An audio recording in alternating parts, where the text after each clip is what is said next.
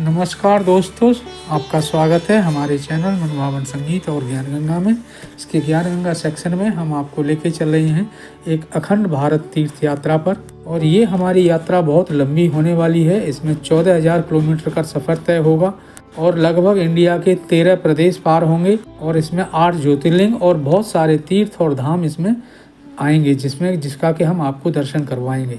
और दोस्तों, हमारा परिचय, मैं रवीश कुमार गौड़, भारतीय वायुसेना से retired senior non commission officer, और साथ में है मेरी वाइफ सर्वेश। और हम दोनों ही ने इस यात्रा को पूरा करने का निश्चय किया है। और ये हमारी 45 दिन की कंटिन्यूअस यात्रा है।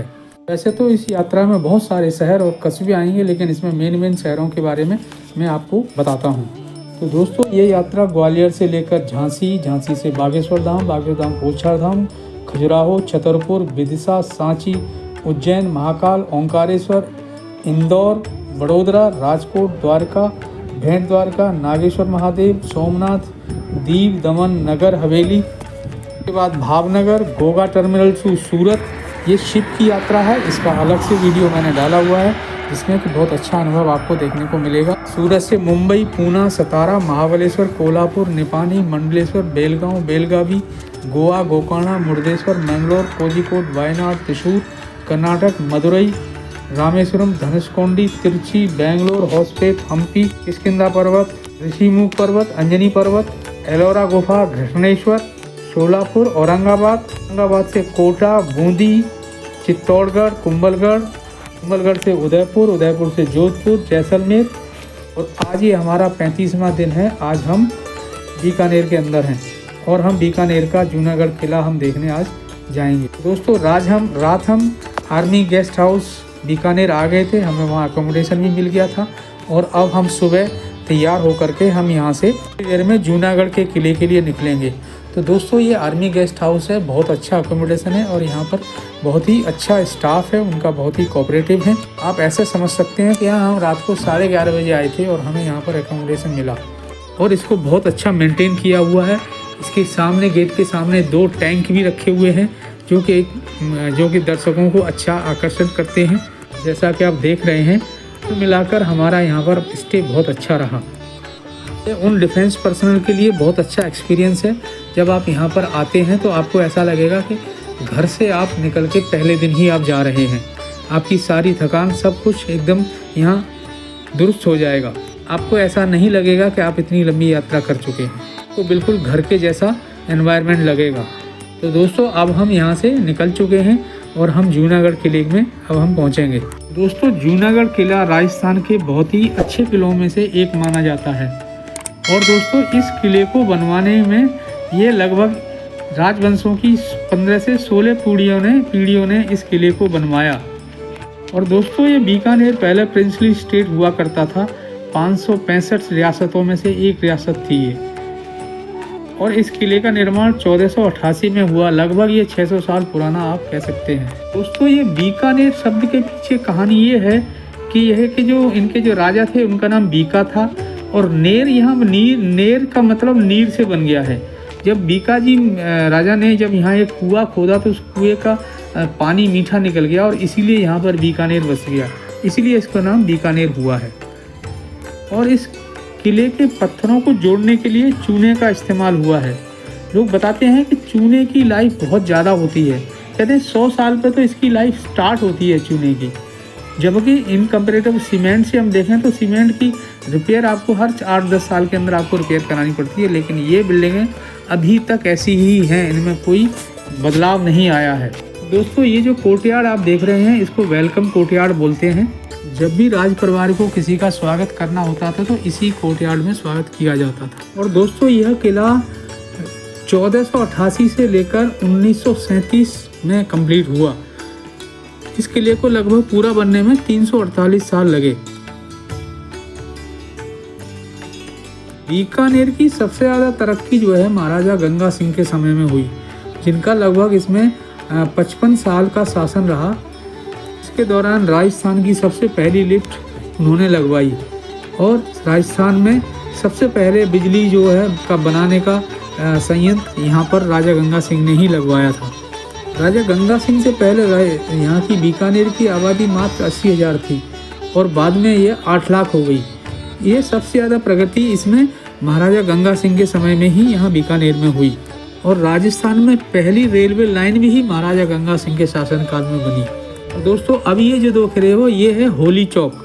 यहाँ पर राज परिवार और बड़े बड़े लोगों के साथ में यहाँ पर होली हुआ करती थी। तो इसमें जो आप खिड़कियाँ देख रहे हैं, इस खिड़कियों में देख के रानियाँ जो है होली का प्रोग्राम को देखती थी, जिसको कि बाहर से उनको नहीं देखा जा सकता था, अंदर से वो बाहर का प्रोग्राम देख सकती थी। हाँ, लेकिन रानियाँ राजाओं के साथ में होली खेल सकती थी, लेकिन किसी दूसरे के साथ में वो होली नहीं खेलती थी। इसी चौक में होली खेली जाती, जिसमें एक साइड में एक छोटा सा कुंड बना हुआ है और यह किला रेड रोज स्टोन से बना हुआ है, जिसके ऊपर टेराकोटा की कोटिंग का पेंट किया हुआ है, जो कि इस किले को 55 डिग्री से -5 डिग्री के टेम्परेचर को सहने की क्षमता देता है, क्योंकि राजस्थान में टेम्परेचर का वेरिएशन बहुत ज़्यादा होता है। और यह किला पत्थर की नक्काशी के लिए सबसे ज़्यादा सुंदर पत्थर की नक्काशी और आर्किटेक्ट का काम आपको इसी किले के अंदर मिलेगा। और ये जो 2 महल इसके अंदर हैं, इसमें दोनों रानियों के लिए महल हैं, जो एक फूल महल और चंद्र महल। जिस एक रानी का नाम फूलवती था और दूसरी का चंद्रवती, इसलिए उन दोनों के नाम से ये महल बनवाए गए। तो अब यहाँ पर इसमें राज चिन्ह आपको दिखाई दे रहे हैं। और ये कुंदन जड़ी हुई तलवार, दोस्तों कुंदन ये 24 कैरेट सोना होता है, जो बीकानेर में ही बनाया जाता है। और ये जो आप देख रहे हो ये सूर्य भगवान का मंदिर है। और ये जो आप छत का काम देख रहे हैं ये वुडन वर्क है, जो कि इसमें थर्मल इफेक्ट देने के लिए एक लकड़ी की छत जो है बनवाई जाती थी। बहुत अच्छी कारीगरी का काम है, जो आपको देखने को बहुत कम मिलेगा। और ये इसमें स्मृति चिन्ह है, जो कि राशि के अनुसार भी बनाए जाते थे। जैसे सिंह राशि है तो सिंह का चिन्ह बनेगा, तुला राशि है तो तुला का चिन्ह बनाया जाएगा। इस तरह से ये राज चिन्ह है। और इस छत में वुडन वर्क के साथ में गोल्डन वर्क भी है, जो कि प्योर 22 कैरेट का सोने का काम है। और ये सारा कलाकारी का काम यहाँ के मुस्लिम मजदूरों ने किया था, तो उनकी इसमें कला का बहुत अच्छा प्रदर्शन आपको दिखाई देता है। और इस करण पैलेस के अंदर चांदी का एक सिंहासन रखा हुआ है, जिसका वजन 350 केजी है। बहुत ही नंबर 1 क्वालिटी की चांदी का बना हुआ है ये। तो इसमें एक हिस्से में महाराजा अनूप सिंह महल है, जो कि इस किले का सबसे सुंदर हिस्सा है। सबसे सुंदरता का जो जगह है वो अनूप महल है इस किले के अंदर, जो कि इस किले का तीसरा चौक है। इसके अंदर बादल महल, राय निवास, अनूप महल, जिसके अंदर 65 केजी का चांदी का दरवाज़ा लगा हुआ है, जिसको कि अभी अंदर की तरफ किया हुआ है। और ये अनूप महल के अंदर जितना गोल्डन वर्क है, बताते हैं 350 केजी सोने का काम है ये। तो आप समझ सकते हैं कितनी भव्यता इस किले के अंदर आपको देखने को मिलेगी। और फ्रेंड्स, ये बादल महल इस रेगिस्तान के अंदर जहाँ पानी नहीं है, वहाँ पर एक बारिश की उसको एहसास दिलाने के लिए बादल महल का निर्माण किया गया, जिसमें बादलों के अंदर चमकती हुई बिजली और नीचे गिरता हुआ पानी आपको दिखाई का एहसास हो। और उसी बादल के दृश्य को फर्दर वो करने के लिए इसमें एक कूलर भी लगाया हुआ है, जो कि उस जमाने का अपने ही अलग तरीके का कूलर है। जो आप सामने देख रहे हो, इसके अंदर पानी बह कर के नीचे गिरता था, और वो पानी गिर के नीचे कमरे में आकर के एक बीच में पिट में जा कर के इकट्ठा हो गया, और वो साइकिल बार बार होता था, और ऊपर से पंखा जब झरते थे तो वो पूरे कमरे को ठंडा करता था, और इस तरह से बादल के अंदर बारिश का एहसास महसूस किया जा सकता था। तो ये दोस्तों, अब ये देख रहे हो जो बर्छी, कटारें, तलवारें, ये उस समय में नृत्य कलाकार अपनी अपनी कला दिखाते थे, जो कि इसी नुकीली चीज़ों पर नृत्य किया करते थे। इसके लिए बहुत ही प्रैक्टिस और उसकी आवश्यकता, स्किल की आवश्यकता होती है। ये जो आपको राउंड टेबल दिखा रही है, इस पर राज परिवार के लोग बैठकर चेस, पत्ता, ताश वगैरह खेला करते थे, चौसर इत्यादि ऐसी चीज़ों का खेल किया करते थे। और ये जो बिस्तर आप दिखाई दे रहे हैं, ये उसी समय का राज परिवार का इस्तेमाल किया हुआ बिस्तर है, जो आप अंदर से दिखाई दे रहा है। और ये जो हैं तीर, तलवारें और उस समय के कपड़े जो युद्ध के समय उसको इस्तेमाल किया जाता था, जो कवच जो युद्ध के दौरान राजा लोग पहनते थे। और ये फोटो गैलरी ये आप देख सकते हैं जिसमें कि महाराजा गंगा सिंह का बहुत बड़ा चित्र इसमें लगा हुआ है। और इसके अंदर जो उपकरण हैं ये उस ज़माने के सबसे आधुनिक उपकरण हुआ करते थे। इसमें टेलीग्राफ की मशीन से लेकर के बहुत सारी चीज़ें आप यहाँ पर देख सकते हैं। उसके बाद ये जो आप देख रहे हैं ये पालकियाँ हैं, उस समय जो इस्तेमाल करी गई। ये राजवंश के द्वारा पालकियों का इस्तेमाल जो होता था, ये पालकी आपको यहाँ दिखाई दे रही है। और यहाँ पर उस ज़माने की तोप वगैरह भी, ऐसे बहुत सारी चीज़ें आपको देखने को मिले। अब ये बाहरी चौक में जो आप चित्र दिखाई दे रहा है बिल्डिंग का, ये उस एंड से स्टार्टिंग हुई है इस किले की बनते बनते, और ये धीरे धीरे पीढ़ी वाइज आगे को आगे बनता गया है। इस किले के अंदर वो तलवार भी रखी है जिसका वजन 27 किलो है, और जिसकी मोइन खान की हत्या औरंगाबाद में उसी तलवार से की गई थी, जो पदम सिंह जी की तलवार है। तो दोस्तों, महाराजा गंगा सिंह के समय में यहाँ पर बहुत ही तरक्की और लोगों के भी बहुत सारे वेलफेयर के काम भी महाराजा गंगा सिंह ने किए, जिसमें कि आधुनिक तकनीक को इस बीकानेर में लाने वाले थे। तो वो कोई ये थे राजा गंगा सिंह, जिससे नहर को उन्होंने यहाँ पंजाब से एक नहर को भी यहाँ पर लेके आए, जिसके बाद यहाँ पर हरियाली आई। उस नहर को लाने वाले महाराजा गंगा सिंह थे।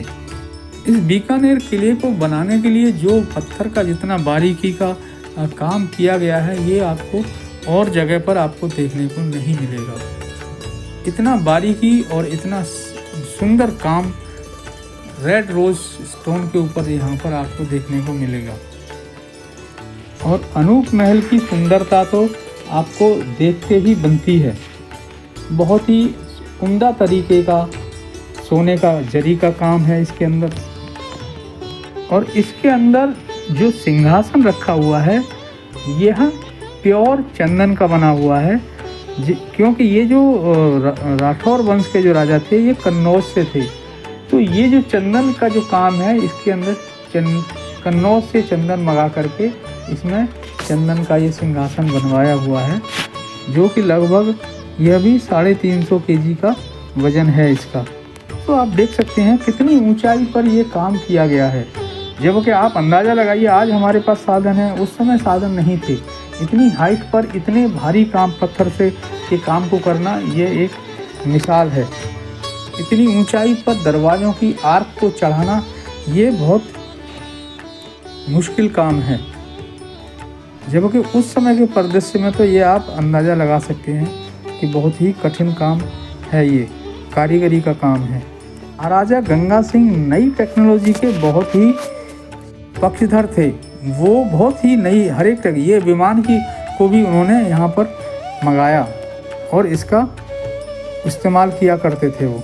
और दोस्तों, कुछ यात्रा का अनुभव, जैसे जैसे आपकी यात्रा बढ़ती चली जाएगी, अगर यात्रा 500,000 किलोमीटर के जैसे जैसे आगे जाएगी, तो आशंकाएं हैं, बहुत सारे डर आपके अंदर आने लगेंगे अगर आप अपने वाहन से और अकेले आप इस तरह से यात्रा करेंगे तो। और वो डर और असंभावनाएं और एंग्जाइटी आपको तब तक महसूस होगा जब तक आप अपनी यात्रा के वापसी मोड में नहीं आते। यानी जब तक आप यात्रा को आगे बढ़ाते जाएंगे, आपको ये चीज़ें आपको आपके मन में, विचार में चलती रहेंगी हमेशा। तो दोस्तों, ये हमारा यात्रा का 35वां दिन है आज। अब आज की यात्रा हम यहाँ से समाप्त करके जब हम आज जाएंगे, तो आज हम अगला ये जो हमारा जो गंतव्य है वो है करणी माता मंदिर, जिसको हम यहाँ से जाने के बाद में देखेंगे। और हो सकता है कि हम करणी माता मंदिर देखने के बाद में हम आगे वहीं से हम देखेंगे कि हम आगे कहाँ तक पहुँच सकते हैं। और दोस्तों, इतनी लंबी यात्रा करते में हमने ये भी अनुभव किया कि आपको सुबह का व्यायाम भी अवश्य करना है, नहीं तो आप इतनी लंबी यात्रा या गाड़ी चला करके आप ज़्यादा दिन ऐसा नहीं कर सकते। आपका बॉडी जो है एक मिस ट्यूनिंग होने लगेगी। तो उसके लिए सुबह 1 घंटा आपको व्यायाम के लिए भी निकालना बहुत ज़रूरी है। और आपको टाइम का डिसिप्लिन बहुत मेंटेन करना होगा। यानी आप अगर रात को चाहे कितने भी लेट हो जाओ, लेकिन सुबह आपको 5:30-6 बजे उठ करके अपनी चीज़ें फिनिश करके, मॉर्निंग की जितनी भी चीज़ें हैं, दैनिक क्रिया हैं, उसके बाद आपको 9, साढ़े 9, सवा 9 बजे तक रेडी होके आपको निकलना होगा। और इस बीकानेर किले के अंदर एक बहुत अच्छा कैफेटेरिया भी है, जहाँ पर आप चाय नाश्ता वगैरह आप कर सकते हैं। और किले के अंदर गाड़ी के द्वारा अंदर पहुँचा जा सकता है। और अभी हम किले से बाहर निकलेंगे। ये जो आप दिखाई दे रहे हैं, ये बाहर निकलने का रास्ता है इस किले का। तो इससे आगे का हमारा रास्ता देशनुख जगह है जो राजस्थान में, जहाँ पर करणी माता का मंदिर है, जहाँ आपने अक्सर सुना होगा वो चूहों वाली माता बोलते हैं, जहाँ पर बहुत सी चूहे आपको देखने को मिलते हैं, जिनको काबा बोलते हैं। तो इससे आगे अब हम करणी माता मंदिर के लिए रास्ता आगे हम बढ़ेंगे। दोस्तों, इस वीडियो की एडिटिंग मैंने स्वयं ही की है, तो अगर इसमें कुछ गलतियां हैं तो उनको क्षमा करें। दोस्तों, अब हमारी ये यात्रा बहुत लंबी हो चुकी है और अब ये यात्रा हम वापसी मोड में हैं। तो हमारे वीडियो को शेयर और लाइक करें, चैनल को सब्सक्राइब करें। धन्यवाद। और दोस्तों, आज का हमारा ये प्रयास रहेगा कि किसी तरह हम रात को पुष्कर पहुँचें। हमें पुष्कर पहुँचने से हमारा डे की जर्नी कंप्लीट हो जाएगी और कल फिर हम सुबह पुष्कर के दर्शन के लिए निकल सकते हैं। तो आज हम किसी न किसी तरह हम कोशिश करेंगे कि हम पुष्कर पहुँच सकें। दोस्तों, आज की हमारी बीकानेर तक की यात्रा यहाँ समाप्त होती है। उसके बाद में हम आगे की यात्रा का प्लान कर रहे हैं और अब हम करणी माता मंदिर पहुँचेंगे।